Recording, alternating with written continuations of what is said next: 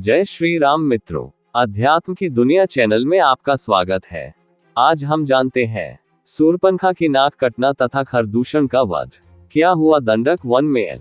अपने वनवास के अंतिम वर्षों में श्री राम, लक्ष्मण और सीता दंडक वन में गोदावरी नदी के किनारे पर पंचवटी स्थान पर अपने रहने के लिए कुटिया बनाते हैं और वहीं पर अपने वनवास का बाकी समय बिताते हैं। एक बार जब श्री राम अपने आंगन में बैठे ध्यान कर रहे थे तब शूर्पणखा नामक राक्षसी वहां पर आ जाती है। शूर्पणखा वास्तव में लंकापति रावण की बहन थी। शूर्पणखा ध्यान में बैठे श्री राम के सुंदर स्वरूप को देखकर उन पर मोहित हो जाती है। वह एक सुंदर रूपवती नारी का रूप धारण करके श्री राम के पास पहुंचकर उनसे विवाह का प्रस्ताव रखती है। तब श्री राम बड़े ही विनम्र भाव से उसके प्रस्ताव को अस्वीकार कर देते हैं और कहते हैं कि वह अपनी पत्नी सीता को आजीवन एक विवाह में रहने का वचन दे चुके हैं।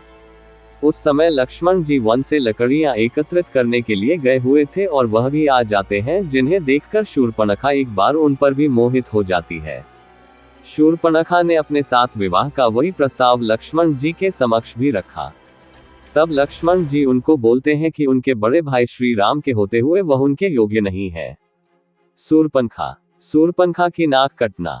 जब श्री राम और लक्ष्मण दोनों शूर्पणखा के विवाह प्रस्ताव को इनकार कर देते हैं तो शूर्पणखा को क्रोध आ जाता है और तभी देवी सीता भी कुटिया के अंदर से बाहर निकल कर आती है। सीता को देखकर शूर्पणखा श्री राम को कहती है कि तुम इस औरत के कारण ही मुझे नकार रहे हो, इसलिए मैं तुम्हारी पत्नी को ही खा जाती हूँ। ये कहकर क्रोध में शूर्पणखा माता सीता की तरफ बढ़ती है। तभी श्री राम लक्ष्मण को आज्ञा देते हैं और लक्ष्मण जी अपनी तलवार निकालकर शूर्पणखा की नाक पर वार करते हैं। लक्ष्मण जी के तलवार के वार से शूर्पणखा की नाक कट जाती है और वह रोते हुए वहां से चली जाती है।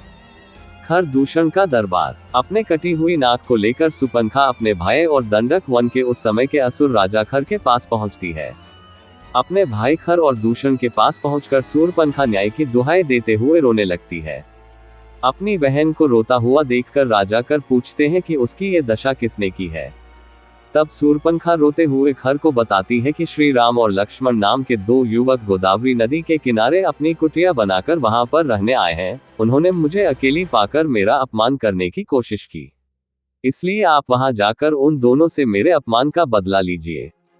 उनके साथ एक सुंदर नारी भी है जो कि राम की पत्नी है।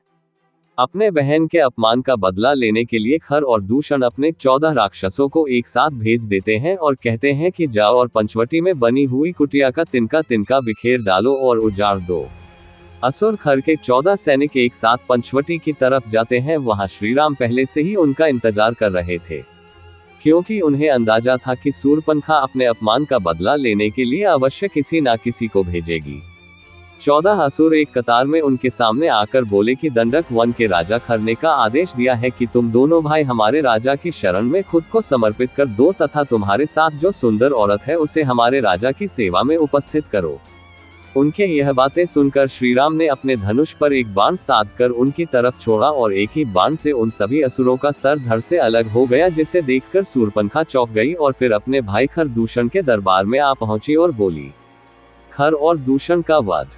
रक्षा कीजिए भैया, रक्षा कीजिए। आपके भेजे हुए 14 असुरों को उस राम ने अपने की बाण से मार डाला।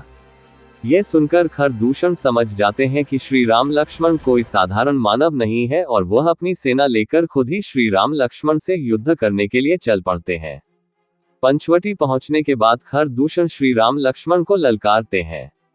कुछ समय तक युद्ध होने के पश्चात ऋषि अगस्त प्रकट होते हैं और श्री राम को बोलते हैं कि खरदूषण परम मायावी राक्षस है, इसलिए आप अपने दिव्यास्त्रों में से मनमोहिनी अस्त्र का उपयोग कीजिए। तब श्री राम मनमोहनी अस्त्र खरदूषण की ओर चला देते हैं, जिसके प्रभाव से खरदूषण की सेना मोहित होकर आपस में ही लड़कर नष्ट हो जाती है और आखिर में श्री राम अपने दिव्यास्त्र के द्वारा दंडक वन के राजा खर का वध कर देते हैं।